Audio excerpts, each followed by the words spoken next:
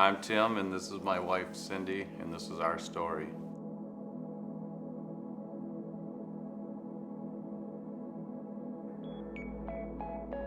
We started out, we met at Center Lake Bible Camp up north on a winter retreat, and met her on a sliding hill, and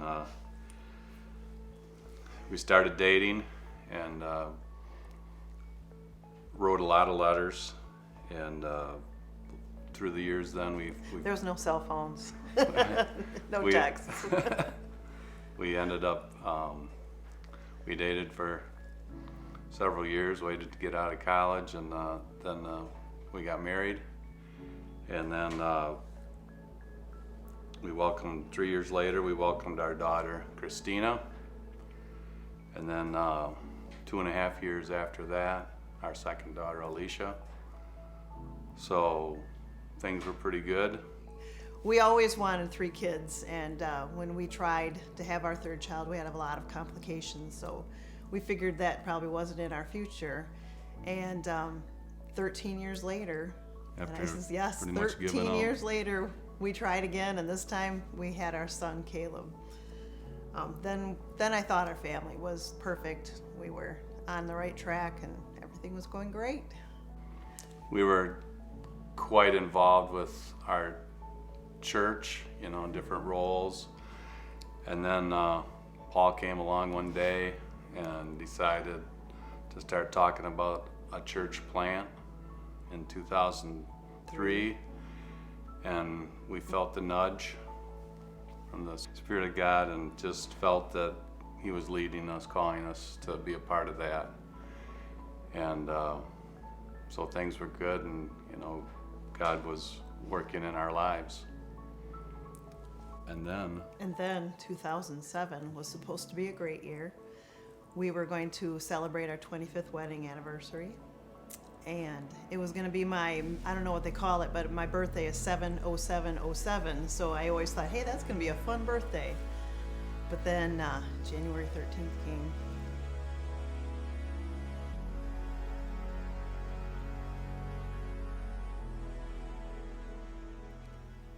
we were woken, the doorbell rang early in the morning, around 5 a.m.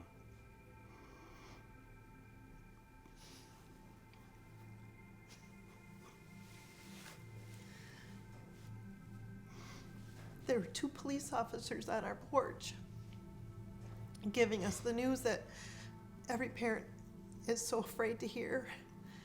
They told us that our Alicia was in an accident and she didn't make it.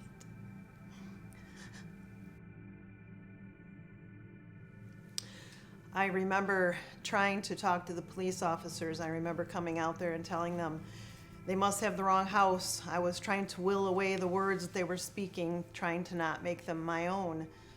And then we had to carry that news to our families. I had to call my house. I remember telling, I can do this, I'll call. And of course my father answered the phone. And he knew something was wrong with his little girl. And I had to tell him those words. And also, we were just, totally crushed, numb. And I can remember Christina, top of the steps, and then sharing the news there, and then also going and speaking to Caleb, who was 7 at the time. So it's not the type of news that you want to hear and you can even process. So we were devastated and just lost for words and struggling. And then we had to prepare for a funeral and visitation. And somehow God carried us through that. I think during the visitation, I felt the outpouring love from family and friends. Friends came, and so many didn't know what to say, and I felt like I was comforting them because they couldn't imagine a child loss, and the ones that did have kids, they would just think of their own, and that would make them speechless. But the other thing that was good was that the 2 churches came together in the visitation and the funeral, and it just was a a great picture, I think. I mean, the most vivid picture for me of the body of Christ coming together to support us.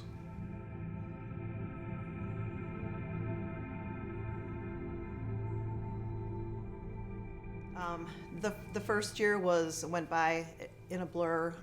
We had to endure a lot of firsts. Alicia's first birthday, first Easter and Christmas, and the holidays without Alicia, and it felt like the hole just kept getting deeper. I remember even in all that time, I kept willingness to still not be real. I still wanted her to walk through the door. We were so numb. We were in shock. We were going through the motions, and it just seemed like there was such a big void in every occasion. So I could see that dark cloud coming when her birthday came. She passed in January, and then October, her birthday, and then you have all those holidays, and it was a black cloud. And then as you go into the new year, everybody's Happy New Year. Well, as soon as we got closer to the first anniversary of her accident, it was just a deep, dark place, and it was difficult.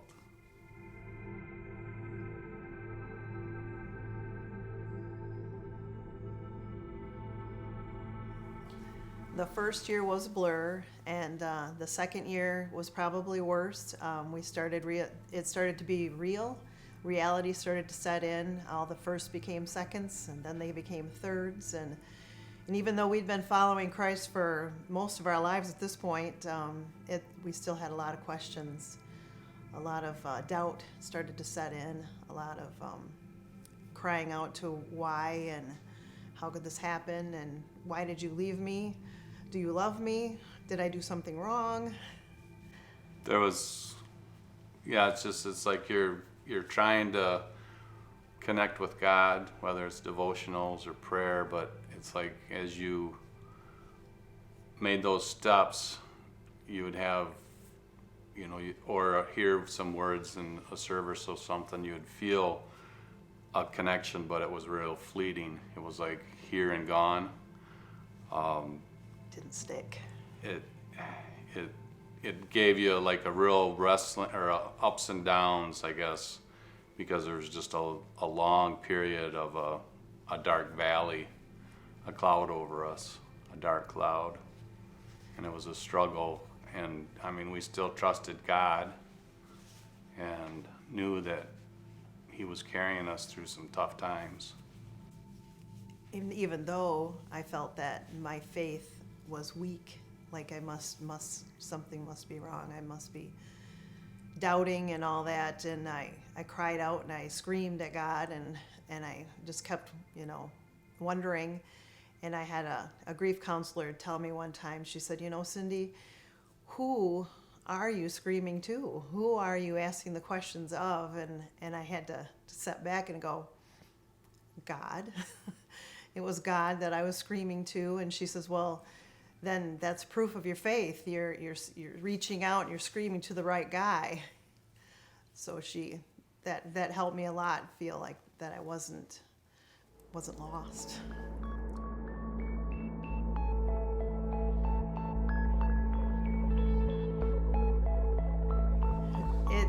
It's been 14 years of a grieving process where we've seen the tragedy and the sorrows and the heartaches and all the fears, and in the middle of it we've been clinging to God because there was no one else. Where else could we go?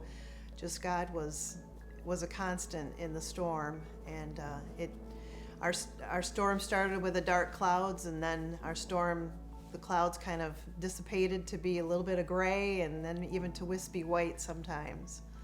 So through the whole process, there was a lot of heartache, tough times, but at the same time, we still knew God was there. Our faith was strong enough to realize that He was going to take care of us. He could handle our cries, our anger, and he never turned his back on us and was waiting for us to lean into him when we needed it. So it's difficult. You question sometimes your own faith, but you also, you can read something and you can really dig in and say, wow, God is present here. He is taking care of my family. I was reading a devotional, and it touched me because it came from Psalms 18:28, and it says, "You, Lord, keep my lamp burning. My God turns my darkness into light." So it's that same reference from dark clouds to light clouds. So I personalized it into a prayer. Lord, keep our lamp burning. God, turn our darkness into light. It's a working process, and God's there. He's been supporting us, and He's faithful. When I think about how those clouds were dark in the beginning, and then they turned to a little lighter and to a little lighter yet, I read this thing that said, but above the clouds, the sky is still blue, and God is still there. God is still in control.